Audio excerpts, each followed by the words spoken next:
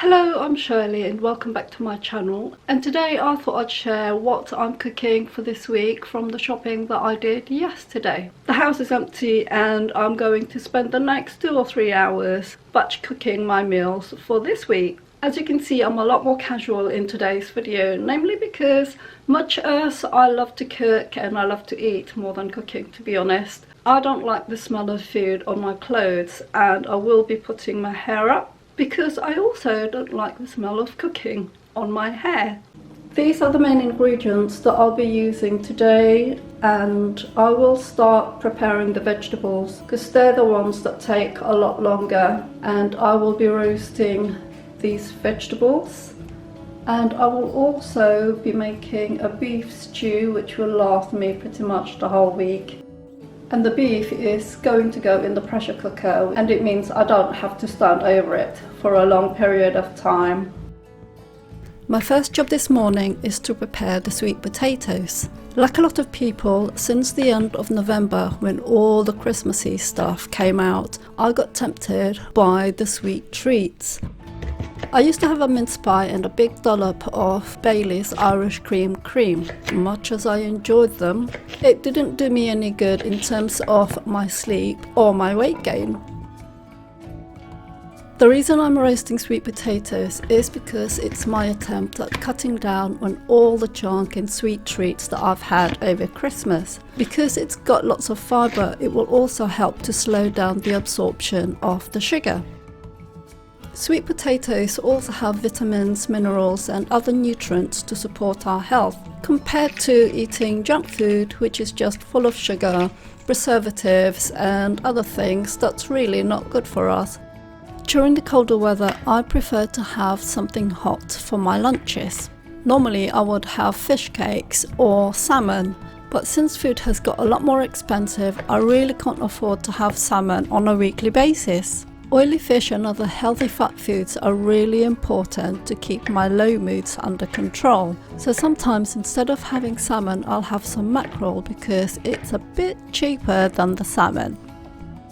It's important for us to have a variety of foods in our diet to feed our gut bacteria and support our gut health, which is why this week I'm roasting some vegetables just to give my diet some variety.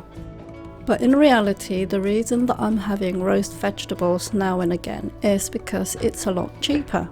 A pack of salmon, which contains 2 portions of fish, is now just under £5, and even a pack of fish cakes is around £3. So by roasting vegetables and creating tarts with puff pastry, I can create 3 meals for the equivalent of £5. And this is my way of staying frugal and keeping within my budget. But of course, I'm not going to buy vegetables for the sake of eating vegetables. I purposely choose vegetables for their nutritional value. Peppers are a great source of vitamin C, and their red colour means that they also provide a source of antioxidants, which is really important for our immune system at this time of the year. Let's be honest, courgettes and aubergines can be a bit bland, so I add the red pepper to add aroma and depth of flavour to the dish. I already had normal sized tomatoes in the fridge, so I thought I'd be frugal and use them up instead of spending more money on buying baby tomatoes. I like mushrooms, and button mushrooms are the perfect size for this dish. What's good about button mushrooms is that they're a source of B vitamins which are needed for energy. They're also rich in fibre to help keep you feel full for longer, as well as feeding your gut bacteria to support gut health. So here are all my ingredients for the roast vegetables, ready to be seasoned with herbs, salt and pepper. And then for the oven, there's 1 whole medium-sized red onion in there, and about the equivalent of 3 to 4 cloves of garlic. So let's start the seasoning with a tablespoon of mixed herbs, a teaspoon of thyme, this is oregano, plenty of Himalayan salt, and plenty of black pepper. And next come lots and lots of olive oil, and normally I'd use extra virgin olive oil, but at this time I'd run out, so I had to make do with what we had. Of course, we have to mix the seasoning and the herbs together with the rest of the vegetables, just so we've got an even flavour. And I hope you don't mind me using my hands, because at the end of the day I'm only cooking for myself and nobody else. Ideally, I should have put the sweet potatoes in the oven while I was chopping up the roast vegetables, but hey ho, we're here now. I would say that I roasted the vegetables at 180 centigrade for about 45 minutes, but in all honesty I wasn't too sure about the cooking time, but it would have been around the 45-minute mark. So while the vegetables are in the oven, we're tackling the beef stew, and I've already chopped up some garlic and sliced the onion, and we're going to just keep this simple and easy. I'm postmenopausal now, but even before I knew I was in perimenopause, I had problems sleeping. That's why I need lots of protein-rich foods in my evening meals. I sleep so much better now, but I still have lots of protein for dinner. Once the meat is browned, I add the onion and garlic, and I know that you're supposed to do the garlic and onion first, but I prefer to brown the meat first, and I've been doing it for years, so I'm going to keep doing it this way. Once the onion and garlic has browned and nicely soft, I add a tablespoon of flour just to help thicken the gravy. After stirring the flour into the meat, add enough water just to cover above the level of the meat. Before putting the lid on, it's time to add some seasoning, starting with stock cube, and I'm using a vegetable stock cube here because we didn't have any beef stock cube, so you've got to make do with what you've got. As we watch my comedic attempt at closing the pressure cooker lid, I thought I'd share how frugal this meal is.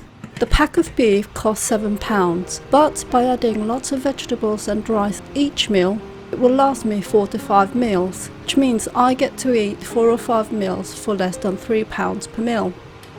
I would have added some salt and pepper as well as other herbs, but for some reason I didn't record it.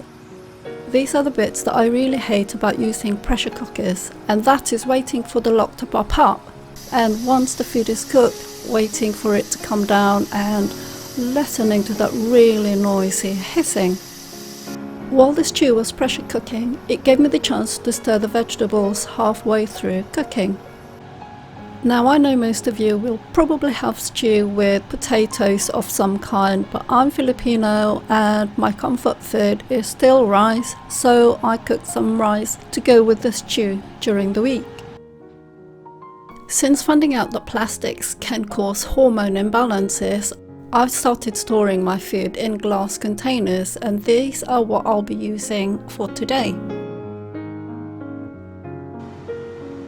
So this is what the final stew looks like. There's just enough gravy to add broccoli, cabbage or whatever vegetables I decide to add, though I usually add more water to cook the vegetables in.